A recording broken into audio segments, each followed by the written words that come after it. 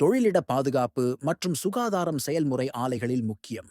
திறமை அம்சம் 6.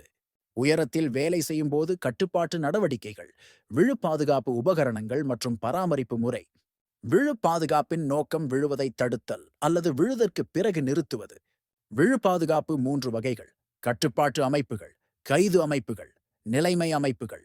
2 மீட்டர் மேலுள்ள இடங்களில் விழு ஆபத்து உள்ளது என்றால் பாதுகாப்பு முறைமை பயன்படுத்த வேண்டும்.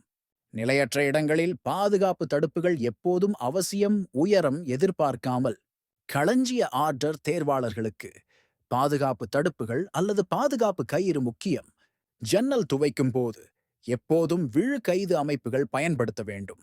மேம்பட்ட மேடைகளில் எப்போதும் பாதுகாப்பு கயிறு பயன்படுத்த வேண்டும். முழு உடல் கயிறு விழு பாதுகாப்பு முறைமையில் முக்கியம்.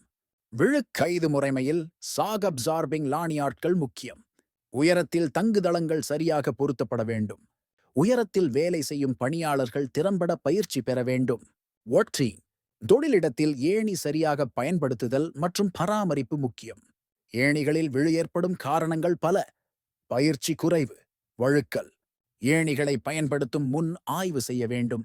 ஏணியின் படிகள் மீது எண்ணெய், மண் அல்லது கீறல் இருப்பதை சரிபார்க்க வேண்டும். ஏணிகளை சரியான இடத்தில் அமைக்க வேண்டும். ஏணிகள் நல்ல நிலையில் இருக்க வேண்டும். சுயகாப்பு, உடற்பகுதிகள் சரியாக தாங்குதல் முக்கியம். விழு பாதுகாப்பு உபகரணங்களை பராமரித்து காப்பது அவசியம்.